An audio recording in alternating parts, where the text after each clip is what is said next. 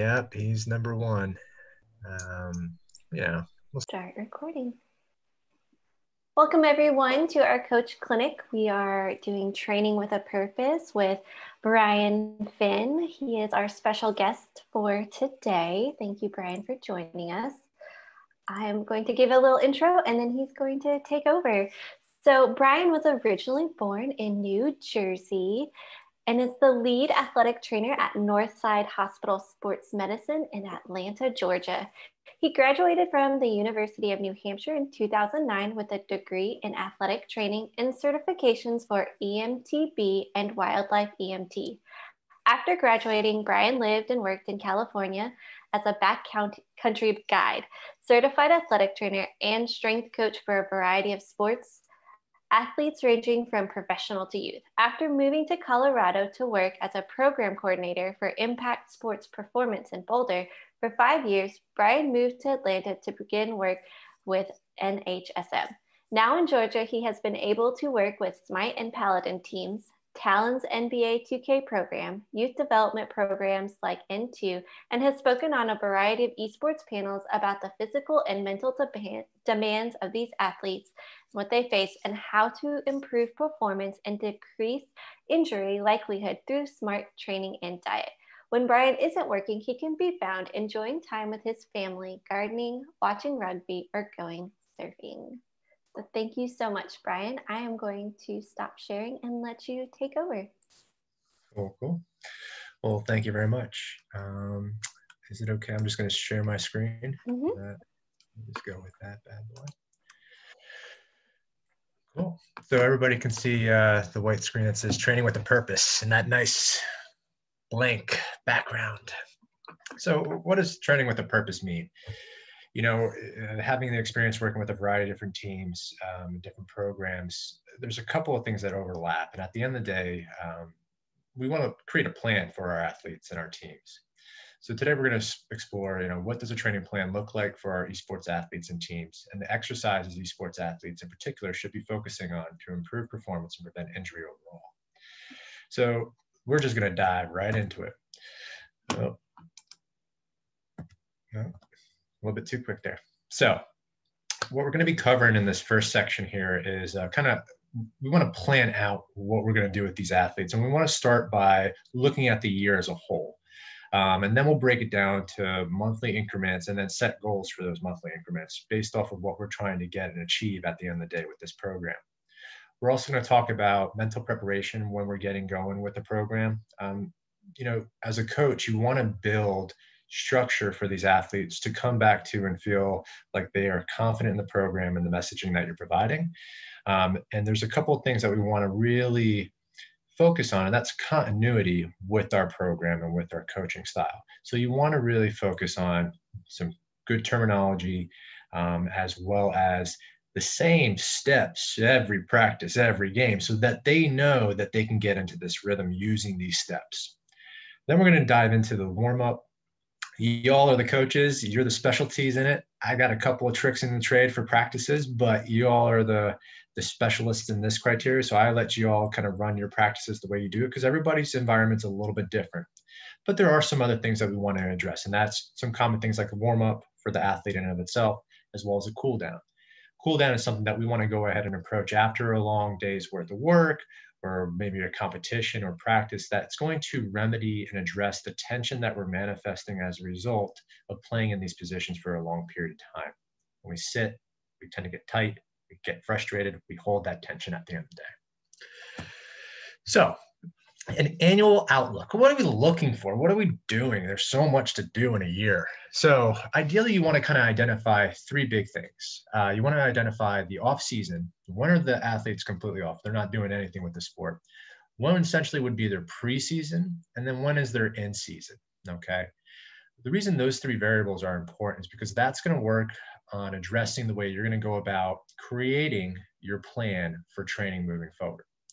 So if you look at the top, it kind of sets a timeline for this year. And I used one of the programs here locally in Atlanta where actually they would run 2 seasons, which as an athletic trainer for so many sports medicine, my head's going, no, calm it down. That's way too much for these athletes. But then you look at what's going on and you just want to be sure that you're incorporating different aspects of training that are going to address stress as well as burnout. We don't want these athletes to get over inundated with the messaging that we're providing them, as well as just scrutiny, the stress from playing. It builds up, as well as what's going on in their daily life. So we want to kind of take that into conjunction as we develop this plan. When you're doing this, there's a term called Purization. And what we do with that within the strength conditioning world is, again, we look at what we're looking to achieve from an objective level for those athletes. So we want them to improve their speed by 2 to 3 seconds. We want them to improve weight movement, increase in the volume, by 10 to 15 pounds. These are different goals that we're going to set throughout that year. At the same time, too, we're also looking at, okay, so they're high school athletes. What is their stress cycle like throughout the year? Meaning, when are they taking their exams? When are they prepping to go on vacation? These are types of variables that you want to be aware of when you're planning your year out, because this will directly affect the way that you're going to be able to put a product out for these athletes at the end of the day. So overall, looking at the start of this, I set it to June.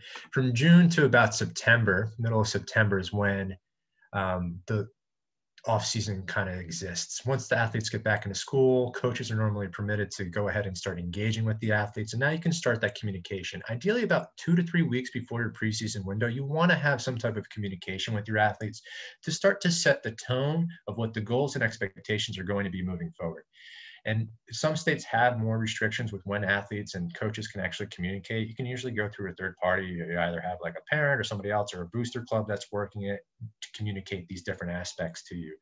But overall, you want to tell them what the plan is. You want them to have confidence in the coach, knowing that the coach has a plan at the end of the day, right? So we build into the off season. Note from the off season perspective, athletes are going 75% of the year with their sport. They need an opportunity to recover. They need to do something that's fun, that's removed from the element of what they've been participating in for a very long period of time. This is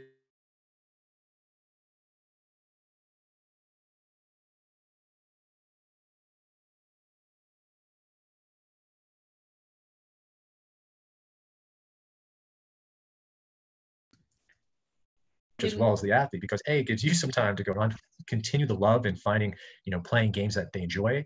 That's a big part of it too, is they're doing something that is now more constructive and more highly scrutinized than in the past. So it can take some of that love out of it. You want them to go ahead and keep finding that love ritually at the end of their season. They're going to go off, they're going to go to vacation, they're going to do something fun with the family or whatever it is, a camp, and now they're back into the swing of things. And now we're ready to hit the go button. The go button is essentially preseason. What are we trying to do?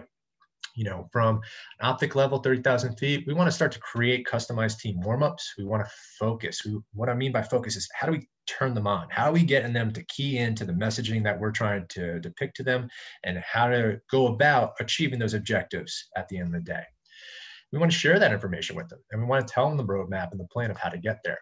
So we want to establish team goals, and we want to do this in 2 formats. We want to establish a short-term goal, usually around, you can use that between a 2-week to a 3-month variable, all the way out to a 6-month or end year for your long-term goals. Okay, those small terms are going to be, again, small increments, weekly, monthly increments that are going to build up to a long-term objective. So that's preseason. We're getting the athletes. We're looking down the next step down here. This is where we're talking about the training elements a bit more. And I'm going to go back, but I want to take a moment, because some of the performance aspects within preseason are pertinent, meaning you want to start to address fatigue resistance exercises. You want to start to encourage these athletes going and doing something. People often think about esports athletes as being almost an immovable object, if you will. Like, they're not going to train, they're not going to buy into the culture of activity and activation. When all at the same time, it's really the messaging that we're telling our athletes and explaining to them the benefits of why we're doing these things. First and foremost, stress management is highly promoted through exercise. You're going to be releasing better hormones, you're going to be managing that stress and where it's being held. But we also want to start looking at the performance aspect of it. And that starts, about 4 to 6 weeks prior to the season kicking off. So we want to start to lay the groundwork and the foundation for these muscles to have the opportunity to stay strong throughout the duration of the season. And that comes with some simple exercises. We'll go into them in a little bit more detail on that next slide. I'm definitely talking a lot with my hands. I'm Italian and from Jersey. I'm sorry, folks. Don't get distracted. So competition. What are our goals when we get into competition? Maintenance, 101. We want to maintain the mind, and the body. What is that? So we want to be doing exercises that are not nearly as stressful as they are in the preseason window, because we don't want to subject them to the opportunity of injury, but we still need to maintain certain aspects of conditioning to prevent them from breaking down as a result of the stress of the season.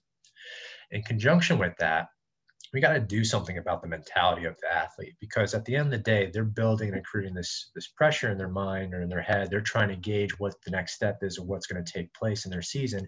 And we have to figure out a way for them to communicate effectively with their coaching staff as well as their peers, but also have a way for them to manage that stress. And that is either it can be obtained or achieved through breathing exercises, or maybe you've set up within your practice time an opportunity for them to decompress, or you do small group decompression where they're going and having reviews, peer reviews.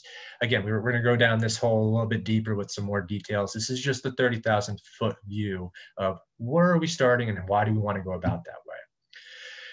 Now, with the second season coming around, the Ben, you have the finals and the playoffs. We see that midsection coming up here at the New Year's times and Christmas holiday season. After that season completed, as you get into that playoff window, you want to re-identify team goals. You want to identify purposes, essentially. Make sure that your athletes have the wherewithal and the mental capacity to know that this is going to be a bit more stressful. We need to work harder. But it will come with great reward, as well as we're going to give you the tools to be successful from a coaching perspective. With regards to having a second season, if there are other programs out there that do have 2 seasons in succession of each other, what you want to do is just kind of rinse and repeat the stress management aspect of it and try to create a downtime for them in between that period where they can turn off and have the opportunity to really think collectively about what they've done, but just not think about it at all. They need to be fresh when they come back for that next season. That opportunity is not going to happen in 2 to 3 days. You got to build in some time. Most runners take about a week and a half to 2 weeks off before they go and run their race. The reason is because it gives their body an opportunity to heal and then perform at its highest level. Okay. We call you're pacing yourself for success at the end of the day. Okay. Next, we're going to go into, again, more of the principles of training. So when we're looking at off-season is going to be our opportunity for recovery. So we're going to look at that in terms of having something fun take place. We're looking at that second bar now. So now when we get into preseason, we're looking at performance training. So a couple of our goals are improve fatigue resistance and then sport-specific training, okay? As we get into maintenance, and the maintenance period is going to run competition through playoffs, we really want to focus on stress management through exercise and then customized injury prevention program and sport-specific training, okay? That, outside of doing a dynamic warm-up as a team, we really want to personify having athletes go ahead and take care of themselves as an individual, because everybody's needs are different and everybody handles stress differently. And we want to make sure that they're taking care of themselves on an individual level, just as much as we're trying to promote overall team health. On the back end of it, with concerns of a double season, we obviously were worried about burnout. So we really want to hit home, a creative practice design, solid stress management techniques, get creative. Like one thing that I've seen working in sports, whether it's rugby, whether it's the NFL, whether it's surfing, you just got to think outside of the box a little bit and have fun at the end of the day. If the kids aren't smiling, if your athletes aren't happy, you're doing something wrong. Okay. This is not a grind them down mentality anymore. It's been proven time and time again. You want positive results, get positive energy, get positive results. Okay. So then that last part too is the injury prevention from a customized level. So let's give it a go to the next one. Performance training. What are we looking at here? Oh, that's a lot of words. So improve fatigue resistance. we want to combat this with some aerobic exercise. The reason we want to involve aerobic exercise in esports athletes is because it really helps from a mental standpoint clear that fog and alleviates a lot of stress that's manifested in these athletes. You want them to do this for anywhere between 15 to an hour long. Longer the better, essentially. And the reason I throw out like running and rowing and cycling, they don't have to think about it. Okay, they are just going through the motions. They're able to focus on the symmetrical movements. They get into a cadence in their head. They're able to remove their mind from whatever other issues they were having manifesting in the play previous. They're just done with it. They're able to focus on themselves, get in tune a bit, figure out what's going on with the body. And now you have a clear mind and you're going to go back in there and crush it. All right. So running has got amazing meditative results for it, just based off of you like becoming in tune to figure out how you're running, where your impact's going. Is my knee bugging me? Okay, my knee's bugging me. Where am I putting the pressure on my foot then? It's all connected. So rowing, that could be more fun for the coach to give directives. For example, everybody rows 400 meters. Okay. First person to row 400 meters as fast as you can gets a prize. And then you just build up from there. Resistance training is a different type of training compared to aerobic training. It does have similar variables to what aerobic training is. Aerobic training is us targeting our heart and lungs in particular, and really the blood, the vascular system within our body, okay? Anaerobic is gonna be more muscle development, strength training. It's anaerobic is the profile for it. So you have two types of exercise. You have aerobic exercise, anaerobic exercise. Aerobic is going to be more lung and your anaerobic is going to be the blood, sweat, and tears of pain that everybody does with like a high intensity interval training, or they're hitting that boot camp. That's resistance training. Okay. And then you have yoga. And we'll talk about mobility in a little bit. So, resistance training, weightlifting, the biggest things here are start small, focus, high rep volume, low weight schemes. Okay. You're dealing with a population that does not have the background that a lot of other athletes do in terms of functional exercise and movements. When you play soccer, you get used to squatting and doing these dynamic movements. And it then leads them to success when they're performing a squat. A lot of times I've got to educate athletes, esports athletes in particular, on how to squat more productively, I guess would be the way to say it. Focusing on the mechanics, because they don't have that innate mobility or functional execution that a soccer player or a rugby player might have as a result. That's not to say, though, that those athletes aren't coming and playing esports, because that's been awesome seeing as the transition from the football captain coming over to the esports team and everybody meshing as one, which is why I love the dynamic of esports, is because you're taking a lot of people collectively who probably wouldn't really talk to each other, and you're putting them in the same room and you're putting them in the same stress, and everybody can have a good day or a bad day on any given day.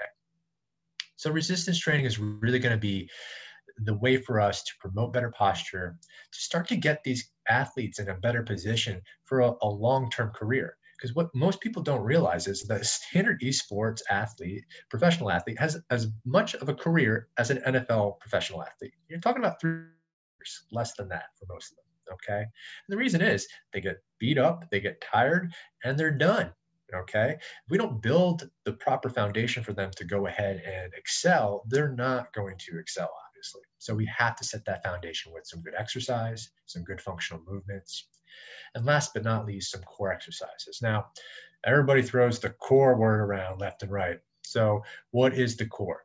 It's really 2 muscles in particular, folks. It's your transverse abdominis. So you have 3 abdominal muscles.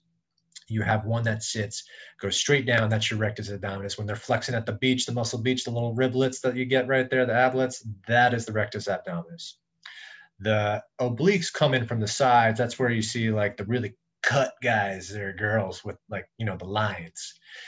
The TVA is nowhere to be seen, folks. It actually sits on the inside of our diaphragm, the inside of our ribs. It actually is a posture exercise. And I think I don't know if I did this in the last one, but you could really activate it very simply. And I use this as a good mechanism to kind of get athletes to clear their head with a modified breathing exercise. But take a moment to go ahead and inhale through your nose. And as you do so, suck your belly button in. And then exhale through your mouth like you're breathing out through a straw. Keep that gut in. Keep sucking that belly button all the way back. Now, continue to breathe. Don't stop breathing, please. Squeeze your butt cheeks at the same time, okay? Belly button in, glutes are tight, in through the nose, out through the mouth. Keep that belly button drawn in. If you take 2 fingers, place them on the inside of your hip bones. Find your hip bones, front part of your hips, and just dig them in there. And now complete those actions again. In through the nose, out through the mouth, out through the lips like you're blowing out through a straw. Underneath those fingertips, you should feel that muscle contract, okay? If you don't, try to squeeze your glutes and kind of inhale and pick that body up a bit more. And then focus on that exhale through the straw. That's us recruiting our TVA. Very simple, small little things, right? These are the little nuances that you want to start to develop within your program just to be not only different, but really help the welfare of your athletes. Majority of the issues that we're seeing with these athletes are going to be spine related. Okay. A lot of it's posture deficits that lead to a lot of the wrist anomalies that we're seeing and a lot of the shoulder and elbow problems. It all starts at the center. And if we don't take care of that position to begin with, then we're going to be in trouble. And that's why I really position fatigue resistance at the top of this list right now, is because the more we get fatigued, and you'll see me in this video as we're going and as we get to the end, I want to be getting closer and shorter. And that's just not right. So every now and again, just take a breath. You got to breathe. And when you do it properly and give yourself an opportunity to set yourself for success. So that's the core in a nutshell, right? We got to get this moving and we got to get control of it, because oftentimes we sit a lot, the muscles in the glutes get turned off. So that's why I had you actually squeeze your butt cheeks. We got to actively recruit that sucker, okay? And then we got to teach the TVA how to work, but because we sit, we don't use that muscle anymore. So that's why this happens. The TVA's job is to do that, right? Keep those shoulders up. So then we get into some more performance training. We can do breathing exercises. I've sent a couple of videos over to Miss Melanie, and we can share those with you. I can get you some more too as well. They're very simple techniques. I challenge anybody to do the 30 breath challenge. Just breathe. Close your eyes, in and out, 30 inhales and exhales, okay? You can't think of anything. You think about laundry, you got to start over. You think about your child, you got to start over. You think about moving your car, you got to start over, all right?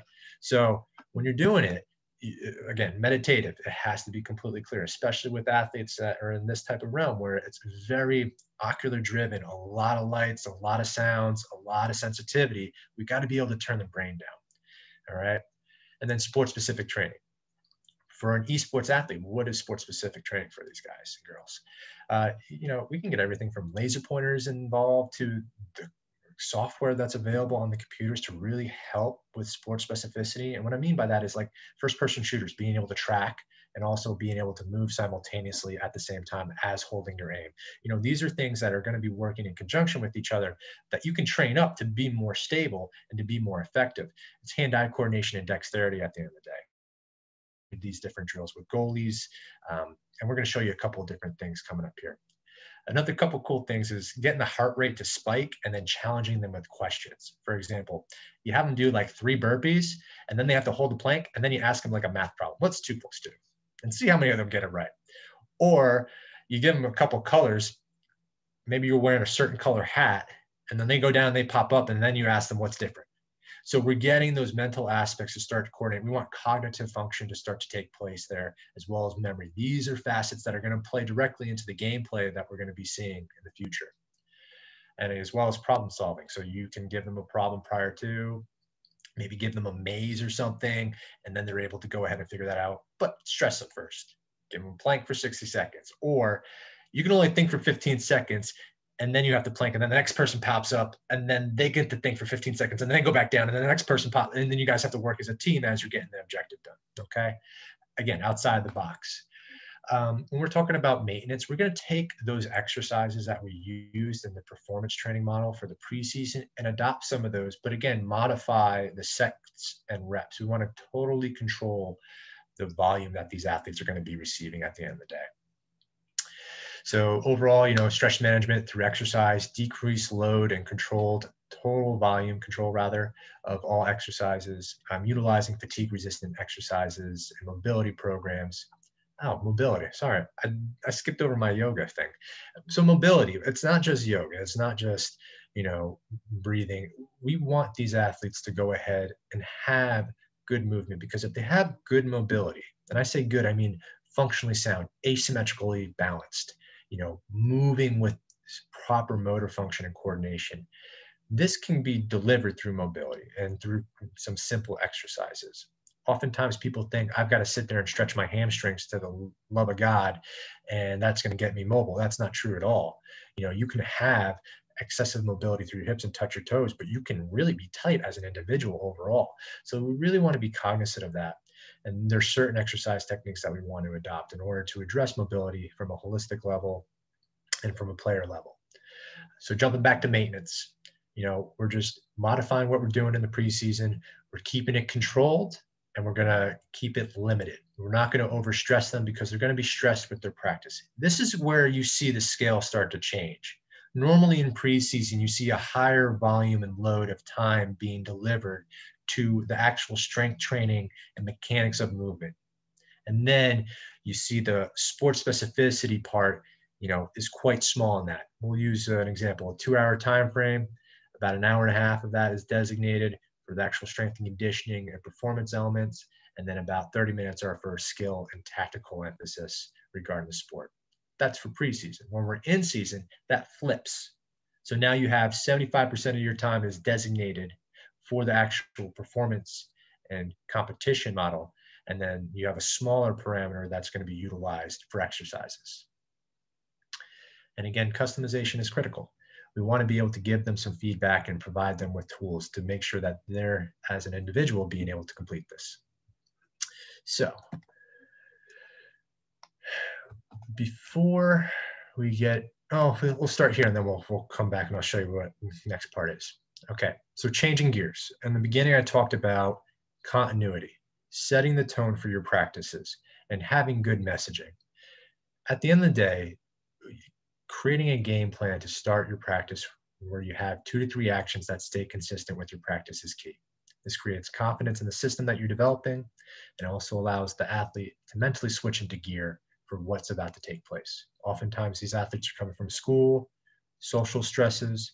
You need to create an environment and almost a step-by-step application for them to remove themselves from those stresses and to be able to focus directly on the task at hand.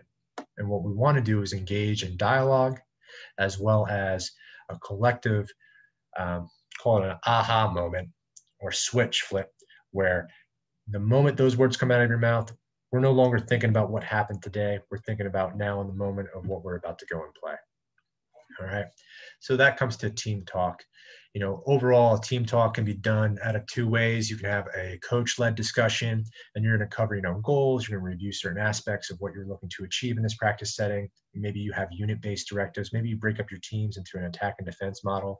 And that's where we're going to go ahead and provide them with direct feedback or unit-specific directives. And then overall team feedback. Or maybe we're a little bit later in the season, we've developed the rapport and identified some of our leadership within internally of that team. And we're going to let our captains or our leaders of these groups go ahead and initiate this conversation to start more of a peer-to-peer type of conversation to get them engaged and ready to go. Following that, the dynamic warm-up, another consistent part, the same movement, same exercises, continuity, and then individual, where they have a moment, 2 to 3 minutes to focus on themselves. So let's take a couple steps back. All right. So number 1, when I am looking to talk to my athletes, we use something called a qualitative questionnaire normally. And what does that mean, Brian? What is a qualitative questionnaire? Well, what it is, it's just a simple questionnaire asking them how they're doing. Okay. So there's 4 basic parameters, essentially. Readiness. Are you ready for the day? This does not have to be pertinent to the sport. This does not have to be pertinent to school. This is just them getting up and let's get going. Normally in other traditional sports, so I was the head AT for USA Rugby for about 5 years. We used to do this every morning. They would come in before, when they're grabbing breakfast, you got 2 things that you got to check off first. You got to weigh yourself before you eat again, and you got to fill out this qualitative information. All right. And this gives us as a professional group or just as a coaching staff an opportunity to talk about our athletes and what are realistic expectations for them at this point. So we want to look at readiness. Are they ready to take on the day? How well did they sleep? Did they sleep like crap? Because that will directly reflect the way that they're going to go out and perform. How stressed are they? Do they have a project that's due tomorrow? Do they have a big exam coming down the line that's going to be, the pass or fail here? And then overall, what is their soreness? And then is there a way for you to capture where that soreness is? Okay. Are they really sore in their back? Are they really sore in their neck? Based on what's going on, we were able to identify. And from a practitioner standpoint, if I see that my athletes are really tight up through the spine, I know exactly what exercises I need to give them and what conversation I need to do and have with them, because we know that there's some stress involved and that they're obviously having some posture deficits. So we can give them immediately relief and probably some peace of mind at the end of the day. So that's just a basic qualitative feedback intake form. You don't have to rewrite or remake the wheel here. Just keep it simple with the questions. I would recommend probably using a Google form, and you can go ahead and send the link out or give them access to it, and they can repetitively just go ahead and do it. The nice thing is you can go on that, download that CSV file, and now you can go ahead and go through it in detail and kind of see where everybody's at.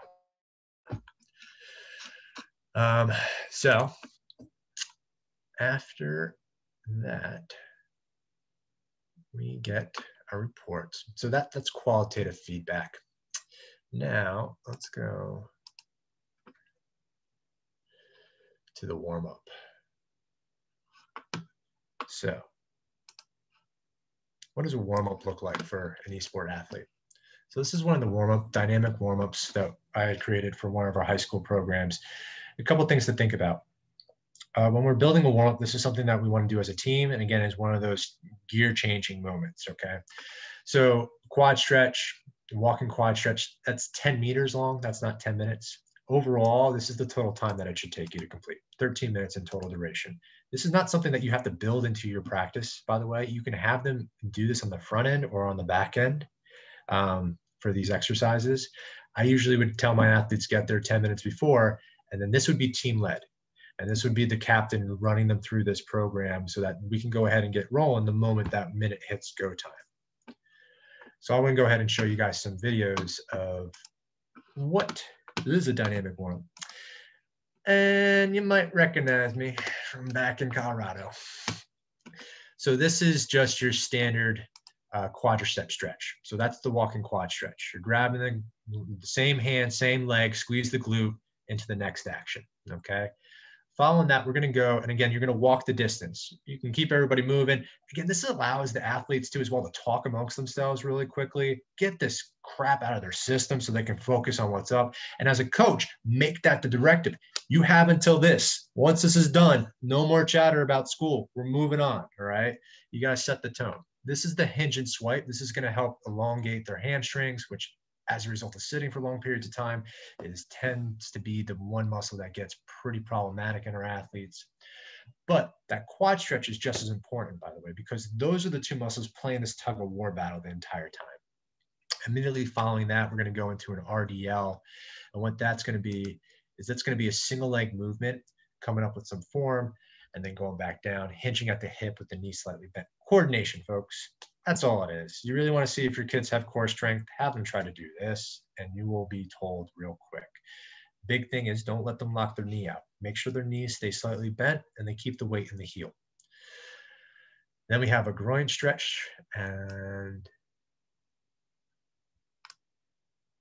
the groin stretch, you go side to side, you open up the adductors a little bit, and then you do a squat in between. Sorry about that. So you go wide, you cross over, a little bit of coordination there. Let's get out of our comfort zone, break it down to a squat. Squat mechanics 101, folks. So if you, only I could pause. There, the diamond reference there, okay? If you look at the hands are up. That's focusing and making sure my body stays in a good neutral alignment. My eyes are focused at that focal point in between my hands. This helps keep the athlete's body and posture up as just a basic movement function. If they're looking through that diamond, they're going to have a good mechanical squat, and it's going to keep the weight out of their knees and allow them to actually feel where the exercise is supposed to be. And that's one of the big steps, is getting them to recognize what are and where should I be feeling this as I'm going through the movement. And then we get a little mean. I'm not going to lie. This is probably one of my favorite exercises. And if you want to jumpstart the core strengthening movement, this is what you get going on. So these are called Cheetah Crawls. Opposite arm, opposite leg, low back, flat shoulders, okay? Knees stay parallel to the ground. Move like a freaking robot, all right? Nothing fancy about it. And guess what? It gets worse when you go backwards, okay? It actually really taxes that core. It's good core strengthening. And from a functional standpoint, you're really doing some due diligence. If you're looking for something that's going to be big and have a great effect for your athletes, but you're limited on time, this is the go-to. And then we have the hop, hop, squat. A little bit of change in pace gets them a little bit more relaxed. And then you can go in and now start to talk to them. Their hearts will be racing a little bit. It's not a problem though. That will drop relatively quickly after that type of exercise. Okay. All right. So then, okay, cool. So that is our warm-up. Oh, I can't see. So in addition to that, when we're talking about warm-ups, we also want to focus on reactions, okay? Anybody familiar with Kovac? I'm assuming you all are. If you're not, you should. Or you should get with, I think it's Aim Pro is the other one. This is sports specific, all right? When I talk about sports specific, like if you were a soccer player, I'm gonna have you do 100 toe touches just because I need your foot to get comfortable with being on the ball, right? I'm going to have you play this for, you know, what's a master is 1,000 hours, right? You're a master of your trade at 1,000 hours. Let's call it 50 hours. Okay. Let's get you 50 hours. That's your goal for the next 2.5 months. Let's go ahead and make this our objective. And now we're creating a foundation for them to create the motor functions and the motor patterns to be able to replicate what they need to be able to execute in the game. Now, you don't have to pay with this. This one you do have to pay, but there's another version, 1.7, that's out there. That's for free. I think it's Unchained or Unlinked or something. I forget the name of the website. I have it. I'll throw it out there. You'll start with the free version first. You don't need to get the biggest, baddest, coolest thing out there first. You don't even know if it's going to work with your athletes. And that's the biggest thing, culture. You're developing the culture of your team right now, all this entire time. The way you're talking, the way you're setting things up, that's how you're creating identity within your program. And you don't want to throw something on them that's not going to make sense or that's going to stress them to the point that it's going to be detrimental to the energy that you're trying to create. So start small, work your way in, and take the feelers for what they are, okay? So pretty simple there. I've got another cool video for you though. Now, people ask me, well, what do you do with, you know, when you want them to do something, you know, it's hand-eye coordination, cone drills, folks. This is one of my jams. I love this stuff. I do this with 20-year-old professional athletes every day. This is some fun stuff. Shoulders, toes. Have some fun with it. And if I say cone, you're going to try to grab the cone before your partner grabs it. Okay. Now here's a piece of safety. Each other. Safety is keep the heads away. Okay. No flying, no kicking. And then we're ready, play set, go. A few rounds of this, so it's okay. Time. Okay. Let's do a slow round first, and then. You all can get the picture though. That's how you're going to set it up. You can either have them squatting like that, do head, shoulders, knees, and toes, whatever you want. Simon Says, okay. Or you can have them standing. You can have them on their stomachs. Get creative. Have them laying flat on their backs, opposite each other, and then have to sit up and then roll, or they roll. That's another thing. Make them crawl to it. Have some fun with it.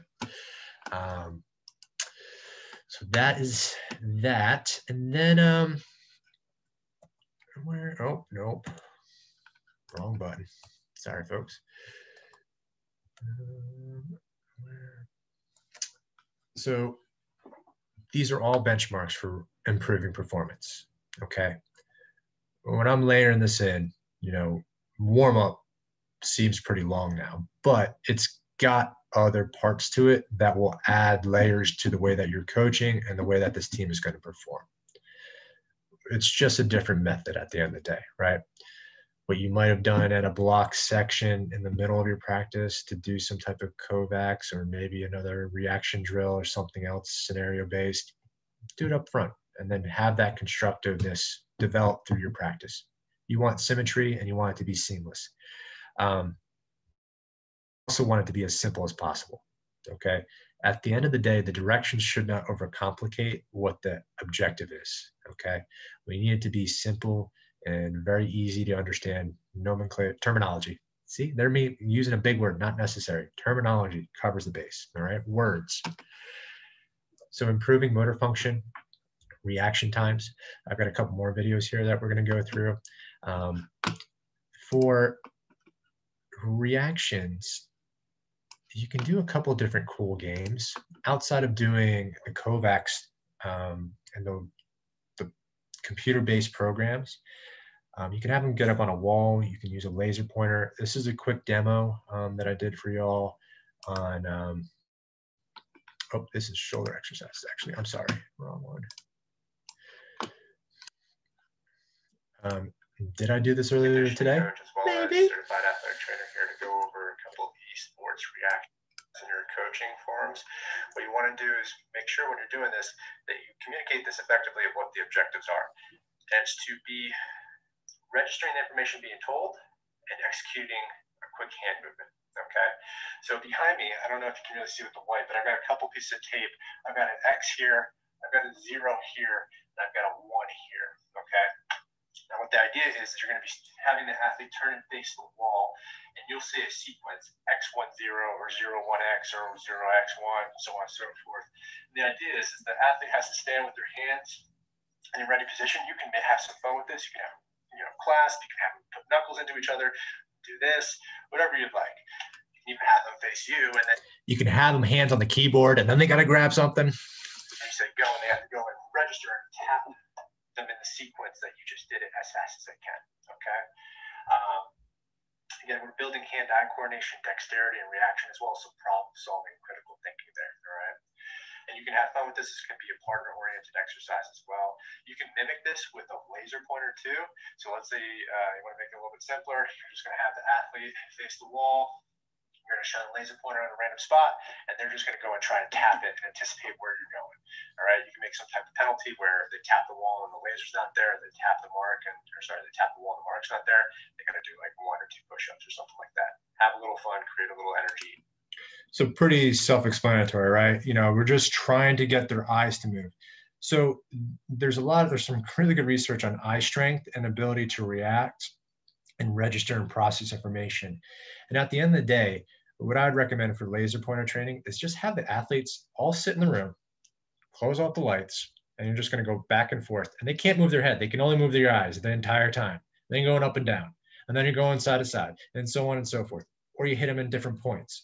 That is eye muscle strengthening right there. No weights needed. Grab yourself a laser pointer, or even, you put a couple different cones out, or a couple different color sequences in around the room where they're having to focus and get creative with the cues for them to find.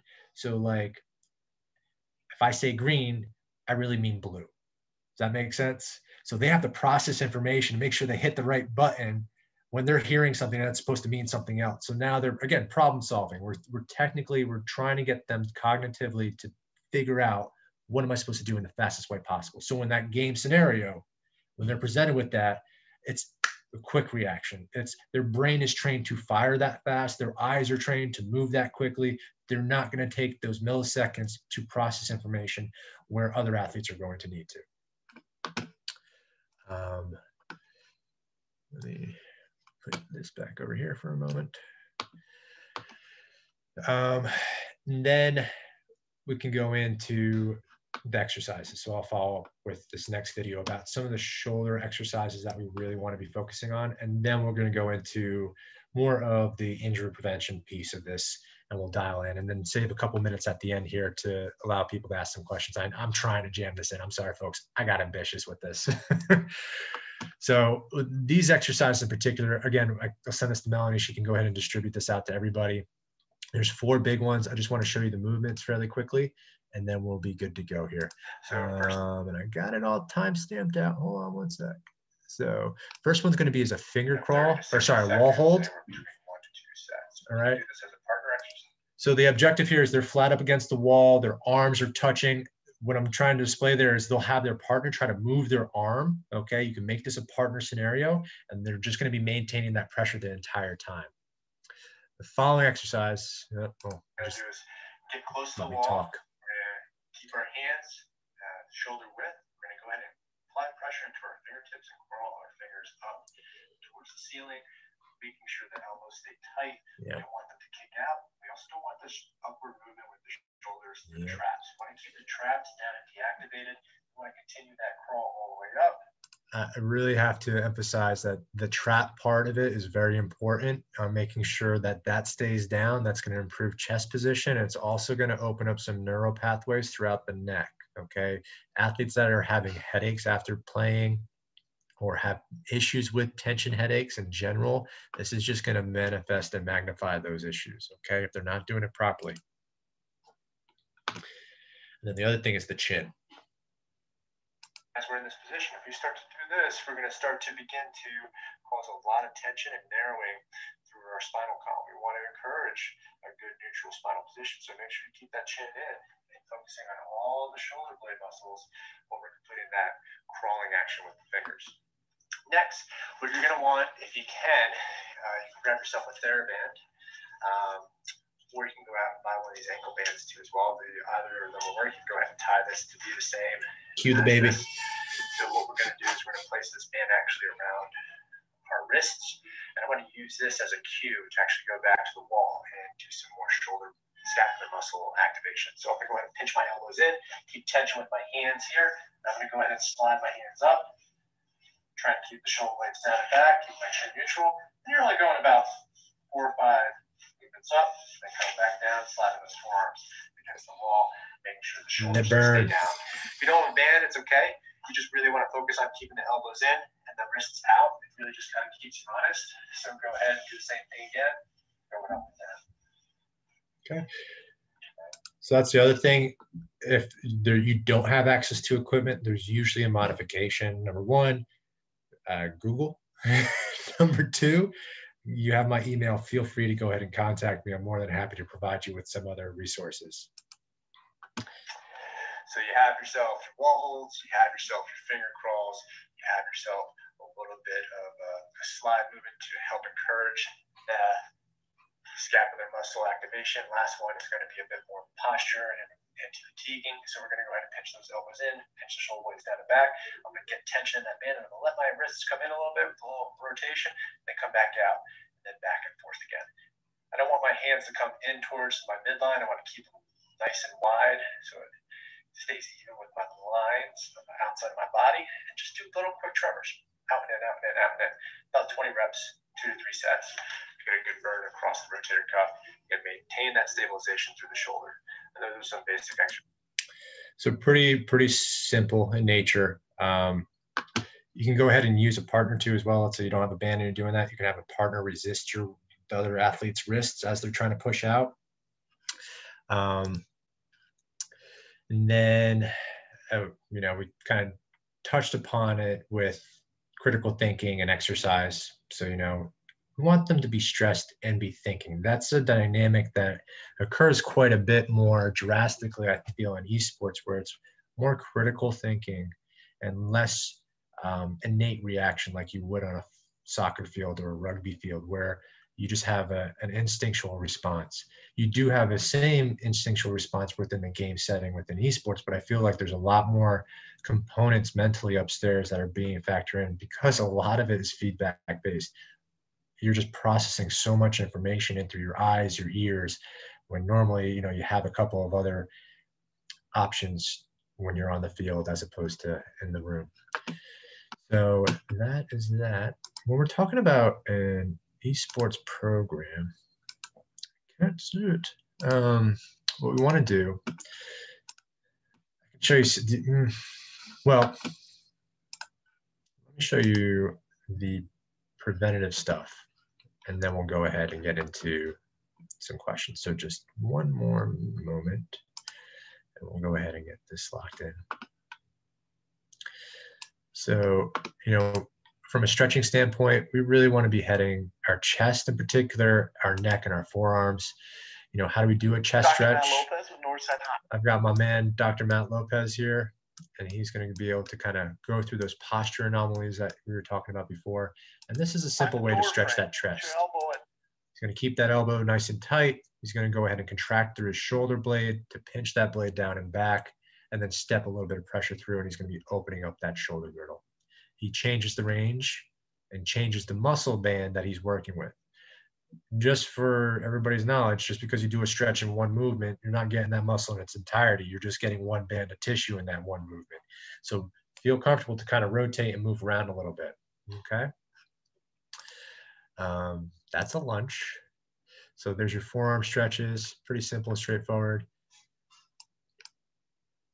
Just getting a little bit of flexion at the wrist and get those forearms, okay? And the last one would be cervical. A little bit of a lateral flexion stretch.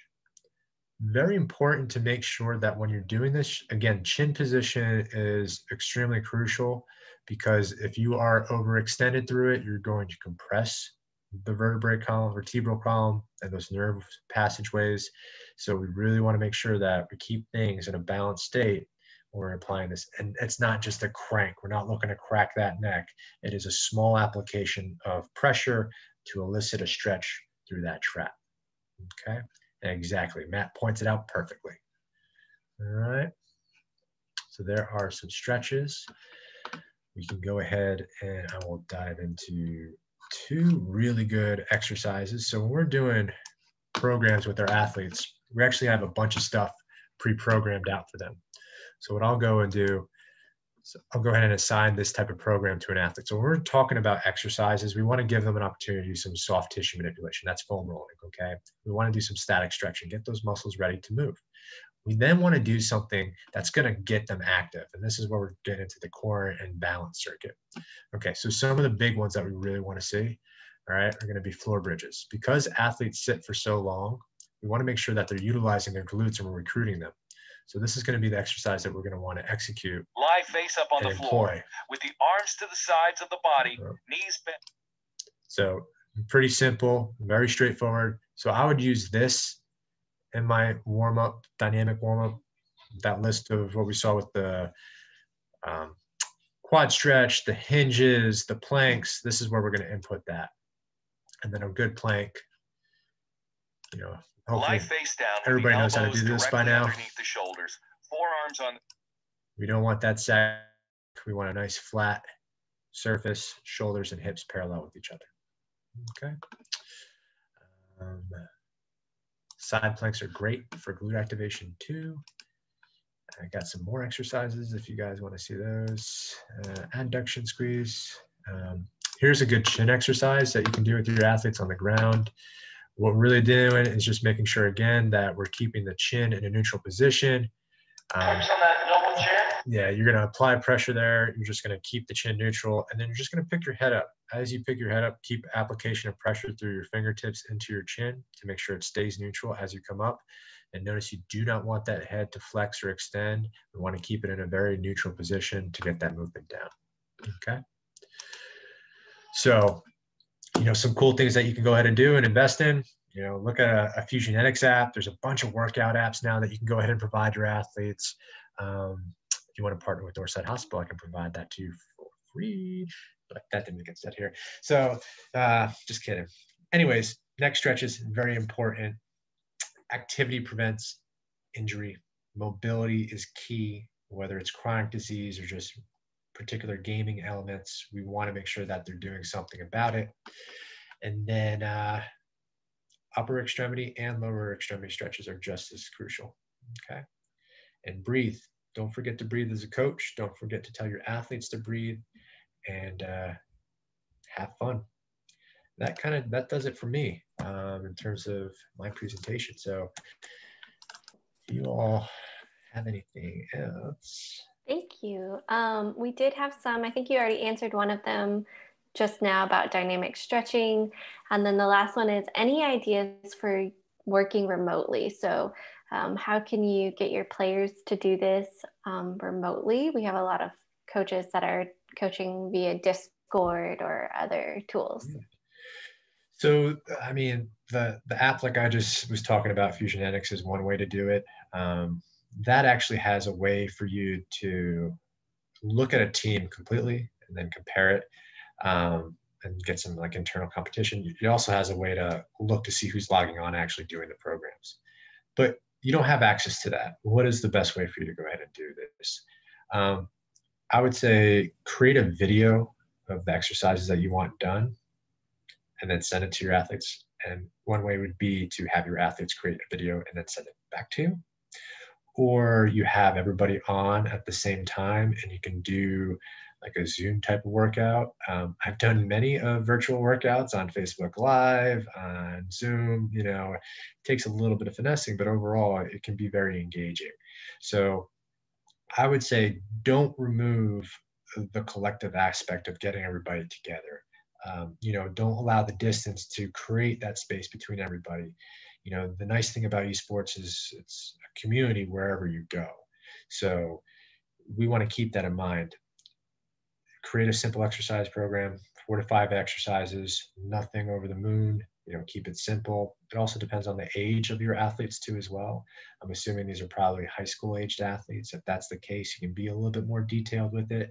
But like I was saying before, try to get your messaging down early and try to get something on concrete, something in paper that you can go ahead and send and be like, hey, these are the expectations and this is what we have going on.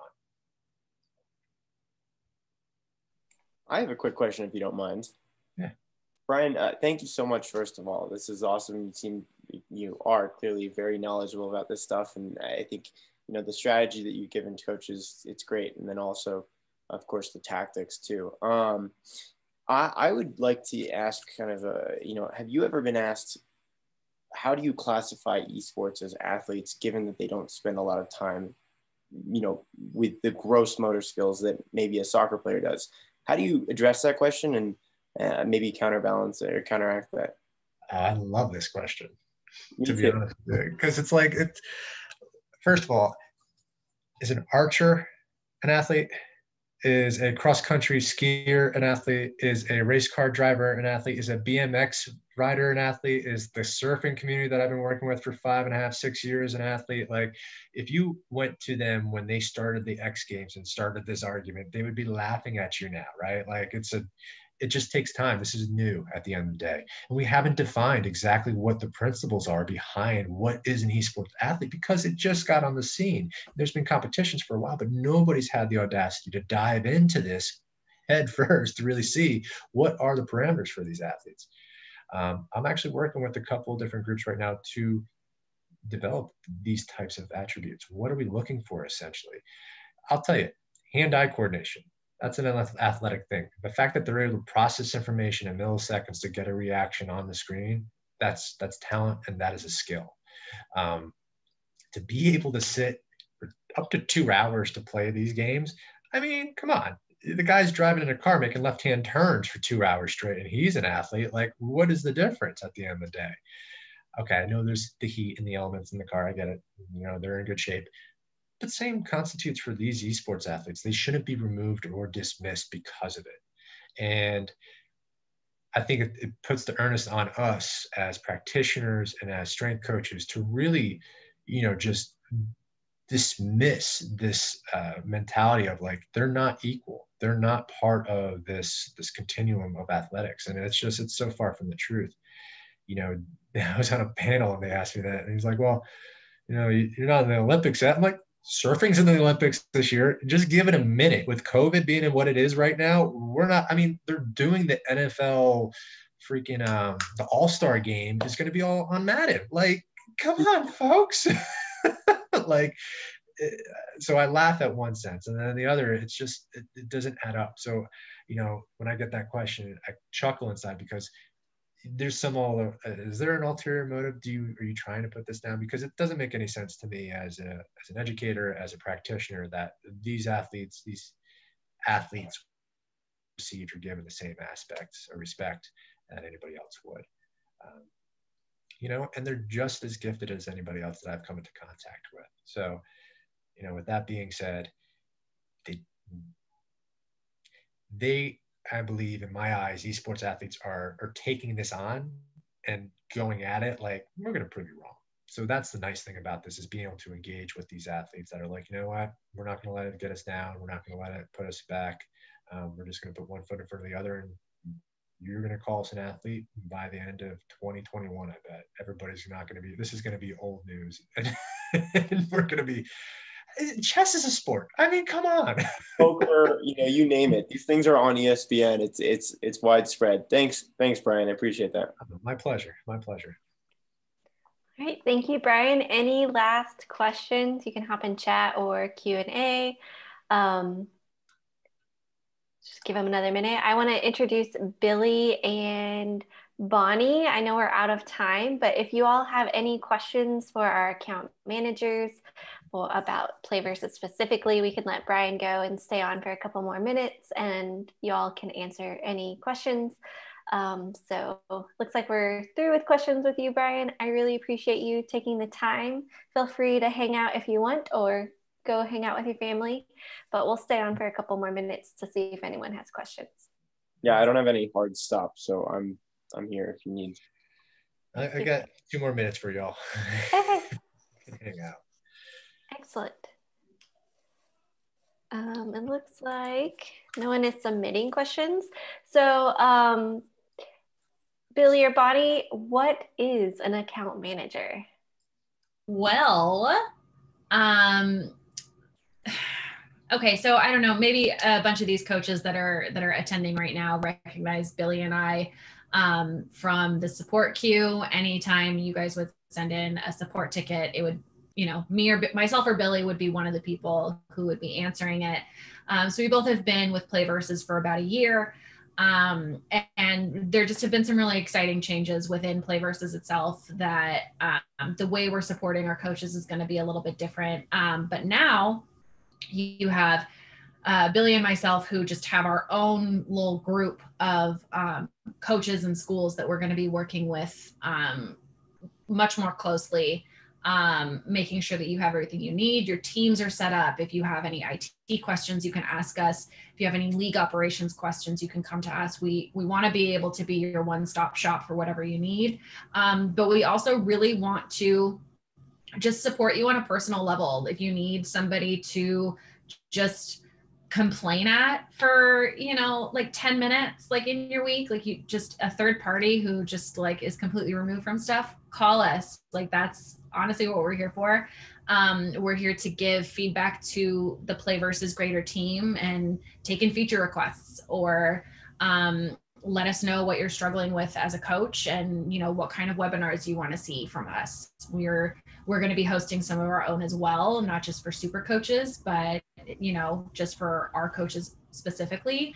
You know, we'll be able to get you insider information when announcements are coming out and we, you know, that kind of thing. So it's just going to be a more tailored experience. So you always feel like you have somebody in your corner at PlayVS. Yeah, I mean, that pretty much sums it up. Parents aren't letting you play enough video games. We got tactics for that. So, you know, I think that really sums it up nicely, Bonnie. And, you know, we're trying to revamp the way we do support because once you get to, you know, over 1,000 schools, it just gets tough. You know, there was a linear sort of, you know, I have an issue, I'm going to put in a support ticket. Now we're going to kind of change that. So you have us as your one-stop shop and we can send you over to the support if it's something that they can handle really quickly. If it's something greater, we'll handle that. If we can't handle it, we'll know who to send you to. So that's really what I think the account manager role is. Thank you. So now that everyone understands what that is, we'll stay on for another minute or two if y'all have any questions. I'm sure lots of questions will spur from that. But if anyone's wondering how they're going to know who their account manager is, we'll be reaching out as we, you know, decide which schools are going to be associated to which account manager. This is just a program we're rolling out in the next couple of weeks, and so you'll be hearing from your account manager sometime by mid-December, if not earlier. Excellent.